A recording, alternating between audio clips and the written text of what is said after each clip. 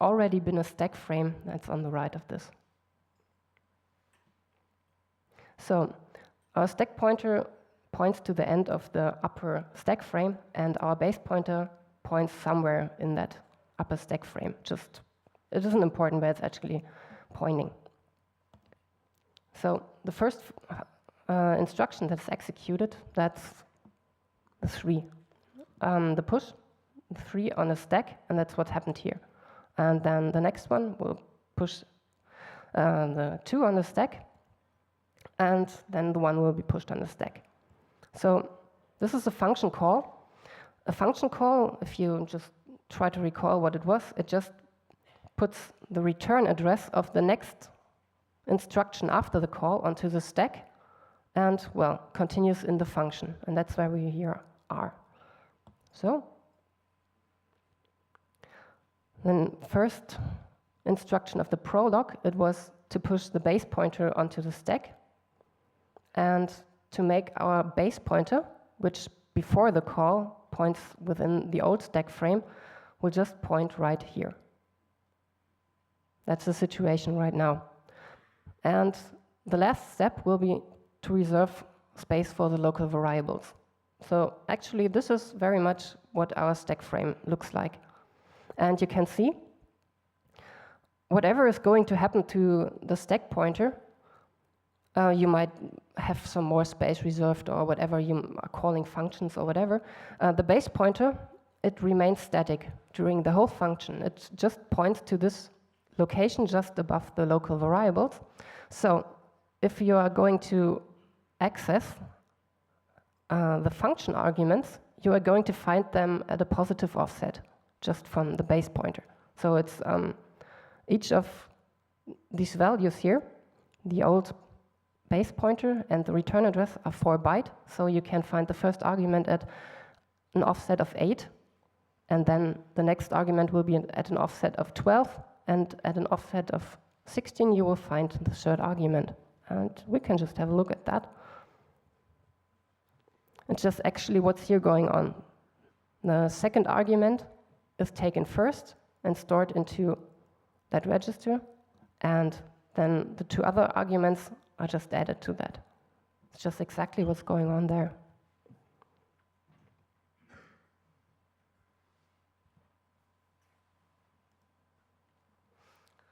So if we just sum it up, we have got space for the local variables just on the stack frame.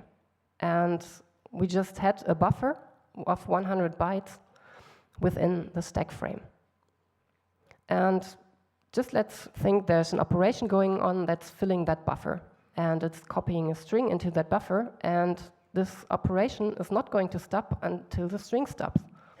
So even if that buffer was 100 bytes, if our string is about 200 bytes or even longer, nothing will stop the buffer from overflowing. And it will just grow and grow and grow. And eventually, it will just overwrite all the control data that's in the stack frame, which of course is very bad. And eventually, it might even fill the stack frame of the calling function.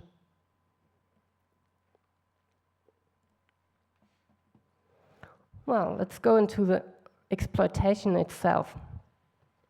So what can we do with the overflowing buffer? Let's sum it up. We've got a stack frame that with a buffer inside, and we control the buffer. I mean, there's some program trying to parse our user input, and it stores that input in a buffer, and it doesn't check. So that's bad. So we will send that program a packet that we prepared, and that will be a lot of those no operations of those knobs. There will be some instructions, and there will be a lot of addresses. And this address, as it's drawn right here, shall be the address somewhere within all these knobs. Well, let's just see what happens if we put that into our buffer and overflow all the rest. So we've got a function going on. It's like the string copy function of C that will store the string into the buffer. It's just like I said before, this function won't stop until the string is 0 terminated. Well, that means the buffer might overflow. So this operation is going on and is overflowing the whole buffer, as it's drawn right here. And actually, you can see the base pointer that was on the stack and the return address that was on the stack, they are overwritten with a new address. So if the program now continues, the rest of the function will be executed. And well, just let's hope that it's not going to access some of the local variables or whatever, because all this is quite broken right now, because there's all the stuff that should be in the buffer. If the function now finishes the epilogue, you can see the leaf. It consists of two parts. The first part will be to restore the stack pointer from the base pointer. So this will be the result here. And the second part was to pop the base pointer from the stack. And you can see what happens now. Not the old base pointer will be popped from the stack, but the address that's written over there. So that address was just, well, some address somewhere within the knobs here. So our new base pointer points within those knobs. That's great. But the next instruction will do what all this is about. It will just return from the function, and that means it will pop the instruction pointer from the stack, and there also is our new address. So now our instruction pointer just points within all these knobs. Well, just let's say our instruction pointer just means the next operation that the processor will execute. It's just one of these knobs here. And we've got quite some knobs that we can try to hit with our address. Well, eventually, the instruction pointer will grow as the knobs are executed, and the code will execute. And after the code, of course, there will be a lot of garbage.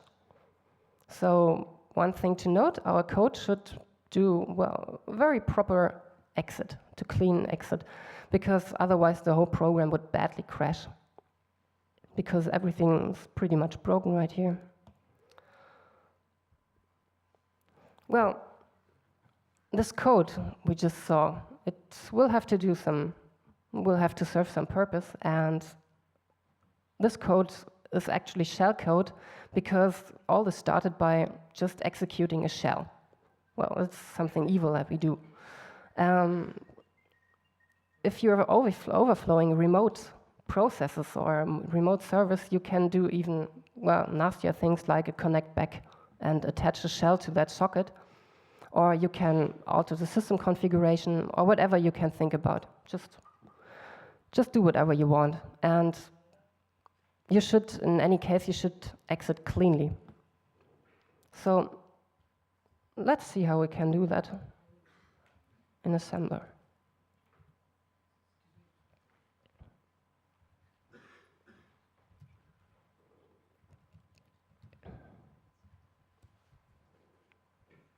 So actually, here it is. That's our shell code. It's just a system call to bin shell and exit with a clean value. And if we just compile that,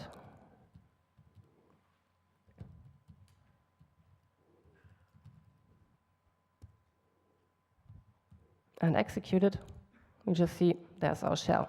But it's running just with the privileges that we just had ourselves, so that's no point to it. Now let's see how this looks like. And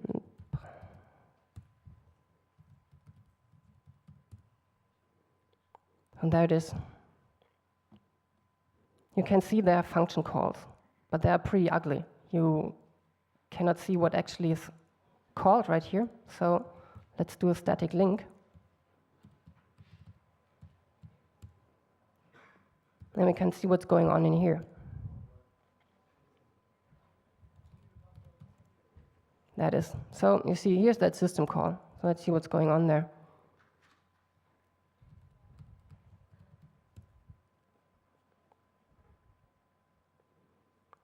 Well, there's even more, do system. So that's pretty ugly. So let's try another way. Well, sorry, I mean, the time is pretty advanced, so I'll have to make it a bit quicker. So if you do some research into the man pages, I'm very sorry about that, you will see that actually this is the call that will be made. So you have a call to this execve function, and you need a string, bin shell, and 2 null pointers. And this is the exit function. And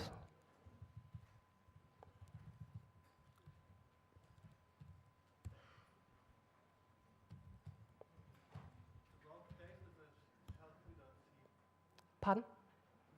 Can you give him a microphone? Type the wrong command line. Oh, really? You should elaborate on that later. I mean, thanks. Okay. Let's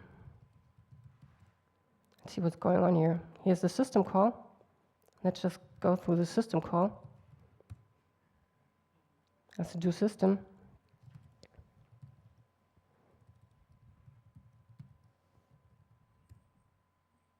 That's it.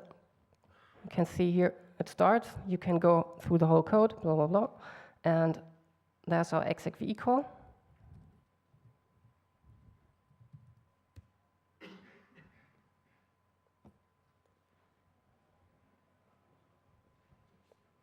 I'm sorry, I will have to make this quicker. Otherwise, we're not going to do very much right here.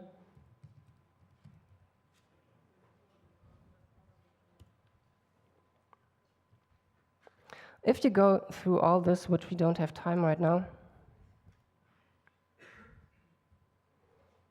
you will find that this is our recipe for our shellcode. You will have the value B in the EAX register. It's just what you find from the disassembler output we just had there. And we will need a pointer to the string, bin shell in EBX. And you will have to have a pointer to an array that has itself a pointer to the shell string and to a null in ECX. And you will have a pointer to that null in EDX. And you will have a syscall to the Linux syscall table that's made by interrupt 80. And to exit cleanly is nothing more than to write the value 1 into the EAX register and to have the interrupt 80 called. And if we put that into a shellcode, this looks like that. It's just what we said. We have the value B in the EAX register and so on. And there's a string in here and the argument vector, how I called it, that's just the array I refer to, and the pointer right here.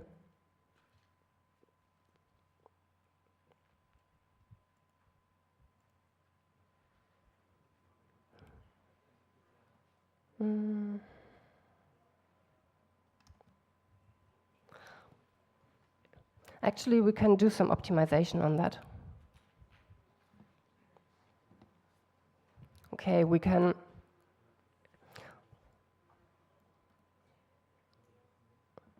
yeah, it's already optimized. Okay, well, there's one thing to note about that. The first thing to do in that shellcode is to jump to the end. And on the end, you will call the begin right here. And the first instruction that you're executing here, it's popping something from the stack. What was on the stack is a return address after that call here. And that address will be the pointer to that string right here. And this is quite cool because actually we don't really know where this begin here will be, and we will not really know where the string here will be located on the stack. But by this trick, jumping at the end and calling the begin, we will have just the value of the address here just on the stack, so we just pop it from there. And The rest of it is just a